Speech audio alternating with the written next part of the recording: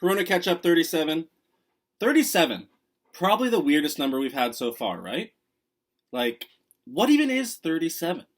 Like, how old are you when you're 37? Because you're not 40, but you're not really anything.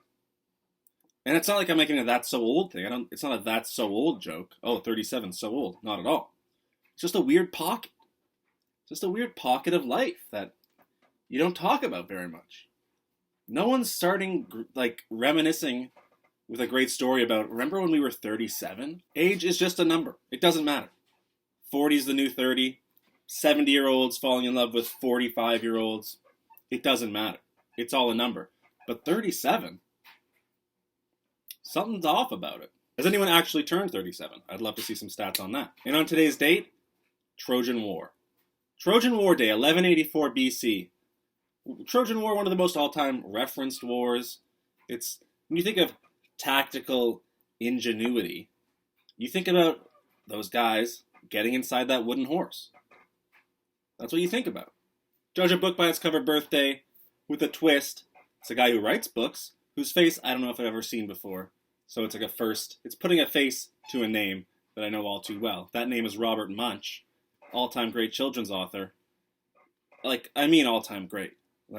If you went to the library as a kid and someone was gonna read you a Robert Munsch book, few things compared.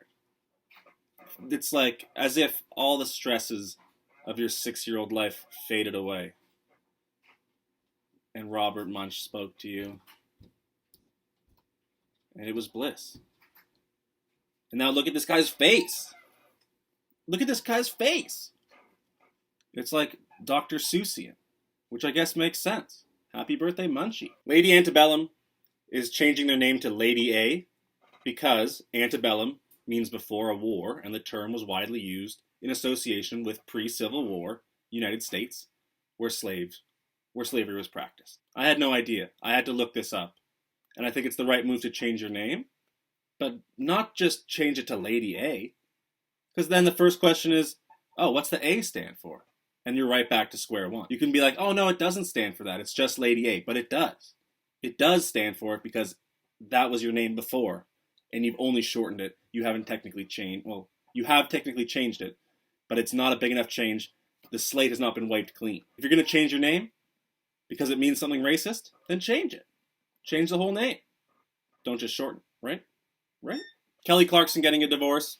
Normally I would never celebrate the loss of love. 7 years of marriage, kids. No one's celebrating. No one's saying it's a good move. What I'm saying is between Kelly Clarkson and Adele both getting divorces this year, two women who absolutely crush breakup music, who did me wrong music. They crush music in general, TBH. But a fired up Kelly Clarkson, fresh off a divorce, and a fired up Adele, it gets me fired up, I tell you that much. I feel like music is just bubbling. There's music bubbling between these two women. Can we get a collab?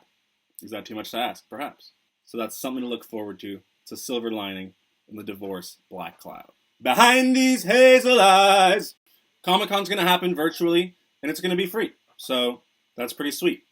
I talked about the Lord of the Rings Zoom chat hosted by Josh Gad. Take him or leave him, Josh Gad. Whole different conversation.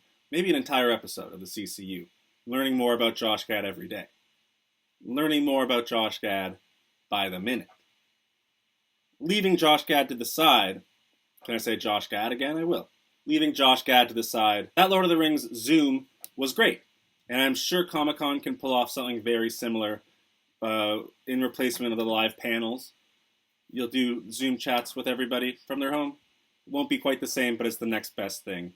And it's exciting that it's going to be free. It's never been free before, right?